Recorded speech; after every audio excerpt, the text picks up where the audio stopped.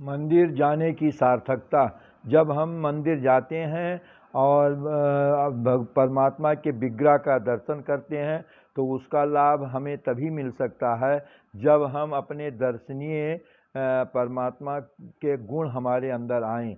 यदि हम राम मंदिर जाते हैं, श्री राम सीताराम जी का दर्शन करते हैं तो हमें सीता और राम के गुण हमारे अंदर आना चाहिए। अगर हम नहीं आते हैं तो मंदिर जाने का हमें लाभ नहीं मिला।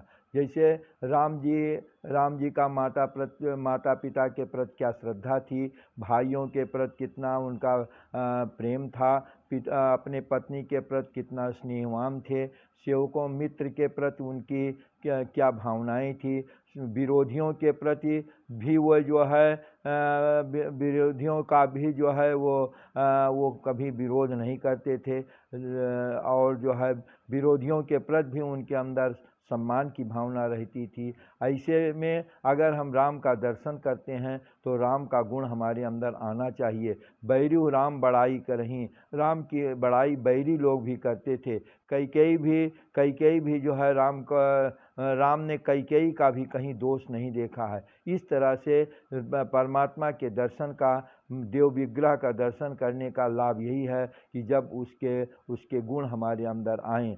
सीता का दर्शन तभी जब ही सार्थक है जब हम सीता का जो है अपने देवरानियों के प्रति क्या भाव था, किस प्रकार का विचार था, और देवरानियों का सीता के प्रति क्या विचार था, सास ससुर के प्रति सीता का क्या विचार था, सीता जो है अपने घर में अपने गृह कार्यों को किस तरह से संपादित करती थी। जब गृह सेवक सेवकिनी विपुल सकल सेवा विधिगुनी, निज कर गृह परिचर्या करई, रामचंद्र आयस अनुसरई। इस प्रकार सीता और राम के गुण अगर हमारे अंदर नहीं आए तो हमें सीता राम के दर्शन का लाभ नहीं प्राप्त हुआ। हम हनुमान जी का दर्शन करते हैं और कठिनाइयों से डरते हैं, विषमताओं से, प्रतिकूलताओं से जो है हम जो है सहन करने की हमारे अंदर क्षमता नहीं है, हमारे अंदर संयम की भावना नहीं है,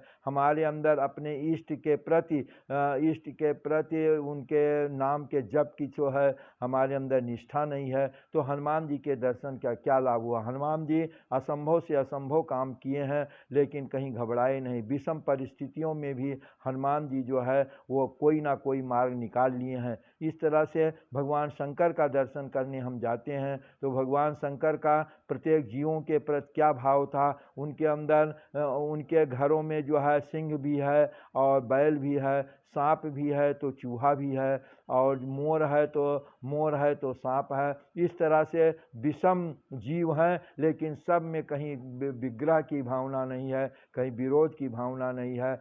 किस लिए नहीं है? इसलिए कि पूरा जो है परिवार उनका राम भक्त है, और जो है वो जीवों के प्रति उनको जो है वो सुख देने की भावना है। जब कालकूट विष निकला तो जरत सकल सुरबिंद, विषम गरल जेह पान के, तेहन भजस मत मंद को कृपाल शंकर सरिस। इस तरह से संसार को सुखी करने के लिए उन्होंने कालकूट विष पी लिया। इसलिए पिया कि संसार के लोगों को वो जलन और वो तड़पन न प्राप्त हो और वो लोग सुखी रहें। इस प्रकार अगर हम देव विग्रह का दर्शन करते हैं, परमात्मा का दर्शन करने जाते हैं तो उनका गुण हमारे अंदर आना चाहिए। अगर नहीं आता है तो परमात्मा के दर्शन का कोई लाभ नहीं है। रामायण खूब पढ़ लिया जाए और भाई भाई से विरोध किया जाए, देवरानी जेठानी के प्रति विरोध करें और देवरानी जेठानी का विरोध करें, सास ससुर की सेवा ना करें, तो उस रामायण को पढ़ने से क्या लाभ है। प्रेम का नाम भूले, हृदय से ममता उड़ी है, और कहते हैं कि हमने खूब रामायण पढ़ी है। जय श्री राम।